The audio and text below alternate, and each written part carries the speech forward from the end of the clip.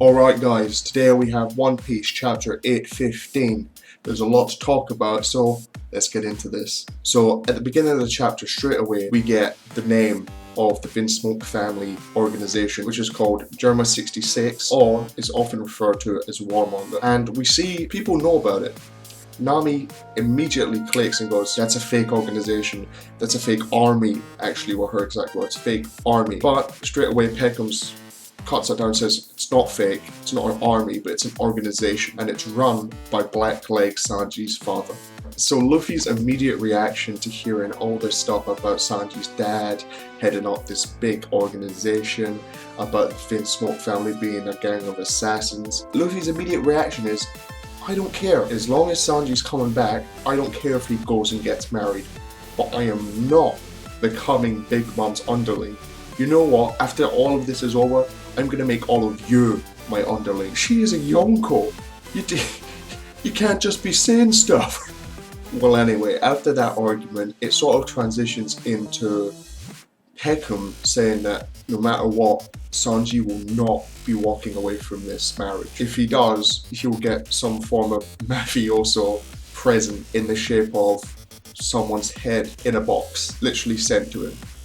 Peckham refers to it as a present. This present could be someone from the Straw Hats, the East Blow. Hell, it could even be someone from the Kamabaka Kingdom, which, for those of you who forgot, is literally where Vankov lives with all the transsexuals. That is a scary, scary thing. And even Luffy points out and says, how do you know about that?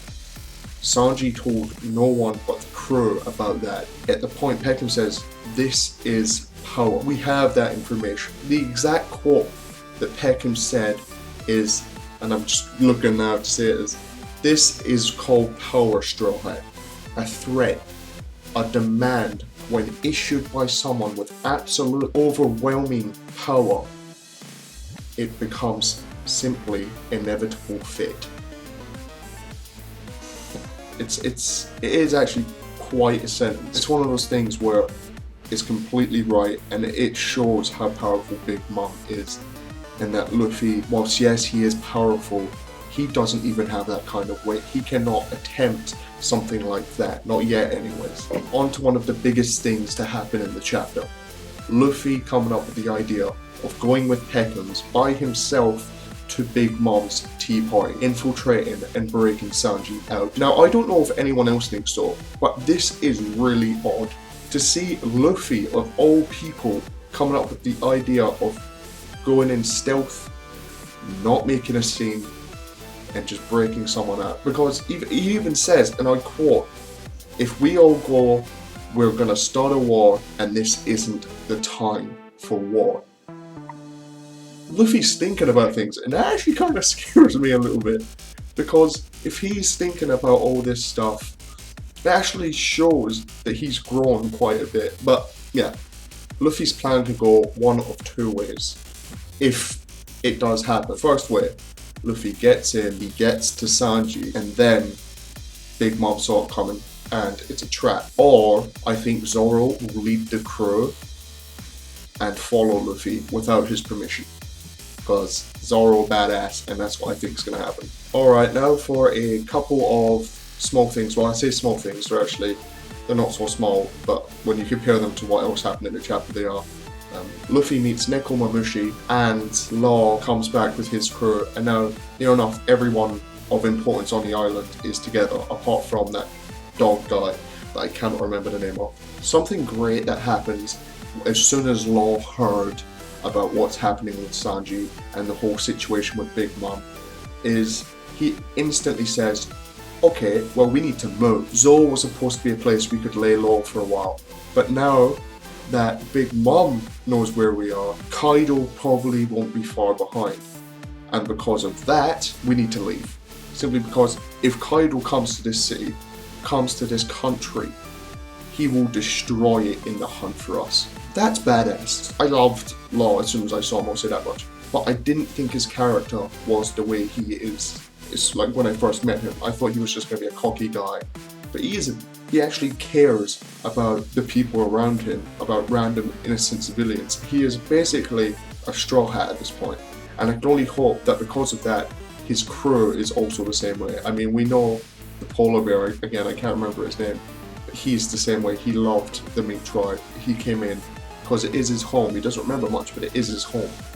So yeah, I love Lost Crew at the moment. But the finale, right at the end, we get Robin, Frankie and Brooke saying us adults need to keep an eye out on the border, because if Kinemon and Kanjuro come in to this country, they will cause havoc. Not because they're bad people, but because this entire destruction that has happened is because of samurai.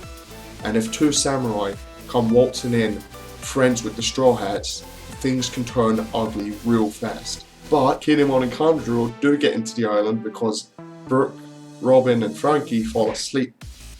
So yeah, now we have Kinemon and Kanjuro in the country, and a little messenger monkey that looks like something from Alice in Wonderland is running off to tell, I can only assume, Nekomamushi or the dog guy. I'm really curious to see what's going to happen there, because I have no idea. Alright, well, I will be giving this chapter a nice score of 8 out of 10, simply because it gave us a lot of information, took us through what Straw Hat's plan is currently, took us through what Law thinks we should do.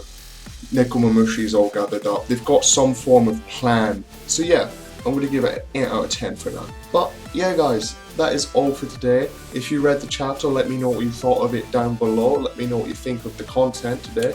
If you like it, hell, drop me a like, leave a comment, subscribe. I appreciate anything you guys do for me.